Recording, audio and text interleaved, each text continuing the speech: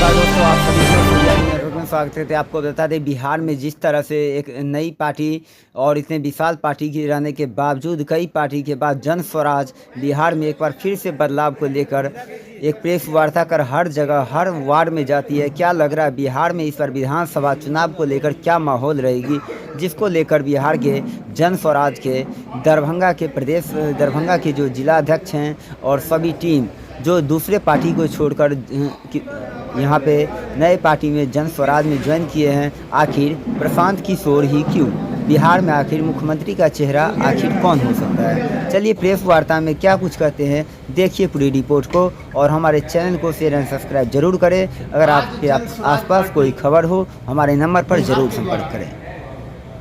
जन स्वराज के सूत्रधार माननीय प्रशांत किशोर जी के द्वारा जो हमारा एक सप्ताह पहले 11 तारीख को जिस कार्यक्रम की शुरुआत होना था, हस्ताक्षर अभियान, वह हस्ताक्षर अभियान बिहार बदलाव के मुख्य मुद्दे पर था, जिसकी शुरुआत 11 तारीख को हो जाना चाहिए था। लेकिन भारत पाकिस्तान युद्ध को देखते हुए, भारत की अखंडता को देखते हुए पार्टी ने उसे स्थगित कर दिया था।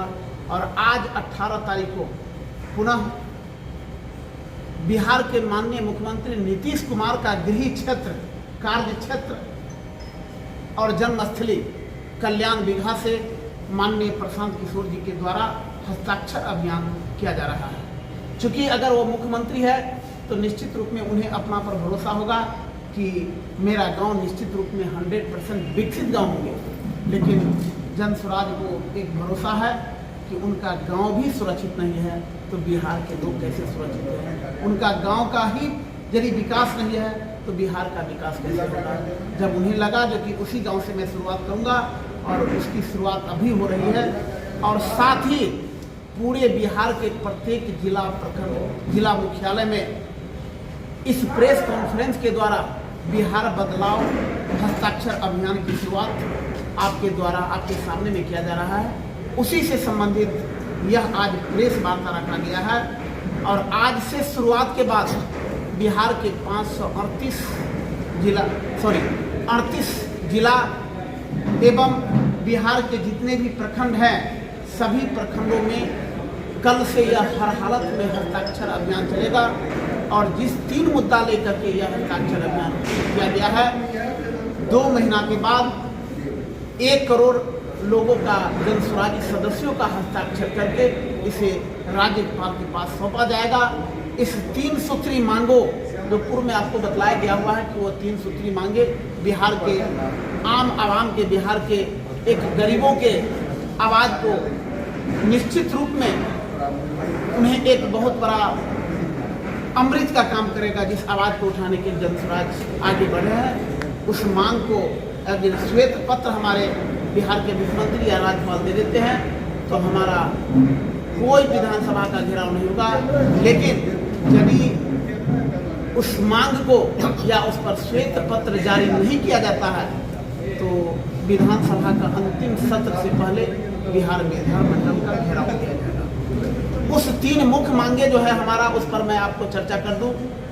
हमारी मुख्य मांगे है, माननीय नीतीश कुमार ने जब जातिगत गणना हुआ था उसमें घोषणा किया हुआ था कि बिहार के वैसे गरीब परिवार को, 2,94,000 परिवार को जो वास्तव में गरीब है, उन्हें 2 लाख रुपया मुहैया कराया जाएगा रोजगार के लिए।